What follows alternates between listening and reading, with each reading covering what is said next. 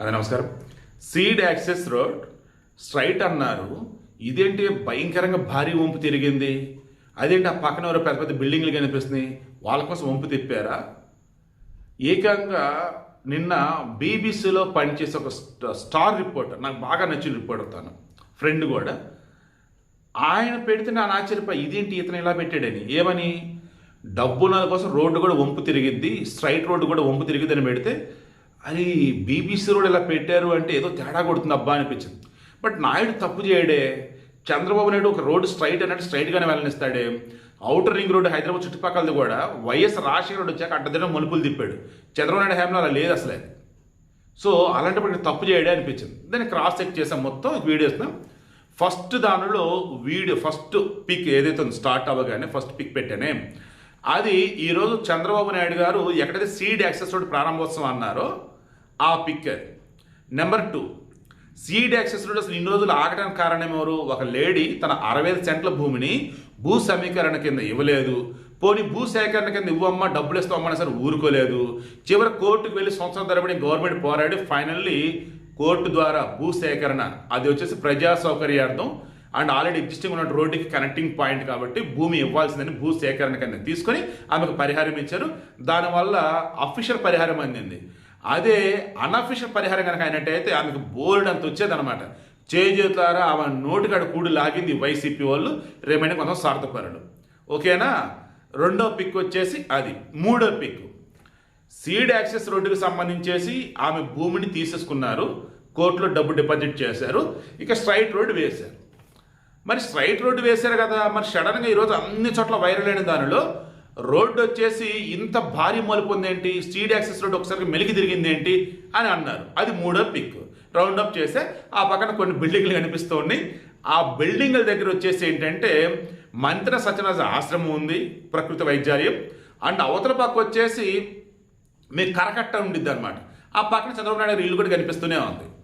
అంటే దాని అర్థం ఏంటి? అవతల కరకట్ట ఉంది, దానికి యువతల వచ్చేసి సీడ్ యాక్సెస్ రోడ్డు వచ్చింది, ఈ మధ్యలో ల్యాండ్స్ ఉన్నాయి, రోడ్లు ఇంకా బిల్డింగ్లు అవన్నీ కూడా ఉన్నాయి. అంటే దీని అర్థం ఏంటి? వాళ్ళ కోసం తిప్పారంటే కాదు. నెక్స్ట్ పిక్ ఉంది కదా, నెక్స్ట్ పిక్లో ఈ సీడ్ యాక్సెస్ రోడ్లో ఫేజ్ 1 ఫేజ్ 2 ఇచ్చాను. ఆ తర్వాత పిక్లో వచ్చేసి ఏం పెట్టున్నాను, ఫేజ్ 1 బ్లూ ఎల్లో కలర్ ఇచ్చాడు, phase 2 pink colour blue colour ఇచ్చాడు. చివరికి పెట్టిన పిక్ నేను ఏదైతే పెడుతున్నానో అది ఫేజ్ 3.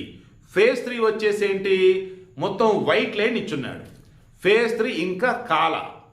ఫేజ్ 3 ఎక్కడి నుంచి అంటే ఫేజ్ 2 ఎక్కడైతే ఆగిందో అక్కడి నుంచి ఫేజ్ 3 స్ట్రైట్ అనమాట.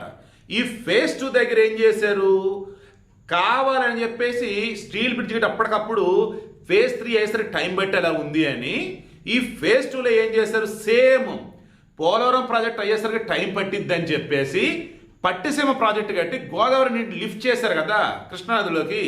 అలా ఇక్కడ ఏం చేశారంటే ఫేజ్ 3 కింద ఈ ఎక్కడైతే ఫేజ్ 2 ఆగిందో అక్కడి నుంచి ఫేజ్ 3 కంప్లీట్ చేయాలంటే మణిపాల్ ఆసుపత్రి వరకు, అంటే ఈ ఉండవల్లి సెంటర్ నుంచి మణిపాల్ ఆసుపత్రికి రోడ్డు వేయాలి. దానికి చాలా టైం పట్టింది, ఫ్లైఓవర్లు రకరకాలు చాలా ఉన్నాయి. ఈలోపు విజయవాడ సైడ్ వెళ్ళే వాళ్ళు, ఇటు మంగళగిరి సైడ్ వెళ్ళే వాళ్ళు ఈజీగా రావాలన్నా వెళ్ళాలన్నా ఈ కరకట్ట మీద నుంచి కాకుండా సీడ్ యాక్సెస్ వాడుకోవాలంటే ఏం చేయాలి, ఇమ్మీడియట్గా అక్కడ యూటర్న్ తిప్పాలి. అది అక్కడ చేశారు. అది ఓ రకం టెంపరీ, బట్ తర్వాత కూడా హెల్ప్ అవుతుంది. అది ఏ రకంగా, సీడ్ యాక్సెస్ రోడ్ ఇలా ఉంది, స్ట్రైట్గా వచ్చేసి ఇక్కడ నేషనల్ హైవే కనెక్ట్ అయ్యింది. ఇక్కడ వచ్చేసి ఇటు వెళ్తే ప్రకాశం బ్యారేజ్, ఇక్కడ సేమ్ ఈ ప్రకాశం బ్యారేజ్ సైడ్ తిప్పేది దీన్ని. అంటే టెంపరీగా ఉన్న రేపటి రోజు ఫేజ్ 2 దగ్గర ఫ్లైఓవర్ లేపినా అప్పుడేమైందంటే ఈ టెంపరీ దానిలో పర్మనెంట్గానే అటు ప్రకాశం బ్యారేజ్ మీదకి వెళ్ళిపోవచ్చు. ఈరోజు జరిగింది అది. ఫేజ్ 2 దగ్గర నుంచి స్ట్రైట్గానే ఫేజ్ 3 వచ్చింది మణిపాల్ ఆసుపత్రి వరకు, నేషనల్ హైవే కనెక్ట్ అయ్యే వరకు.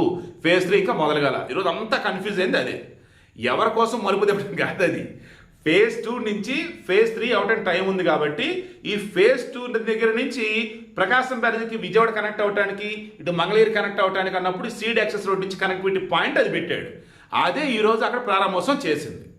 అందరూ క్లియర్గా అర్థమైందని అనుకుంటున్నా. చాలా సింపుల్గా ఎక్స్ప్లెయిన్ చేశాను. నాయుడు తప్పు చేయడేంటి, ఒకటి అనుకున్నాడు అంటే అదే వేలో వెళ్తాడు.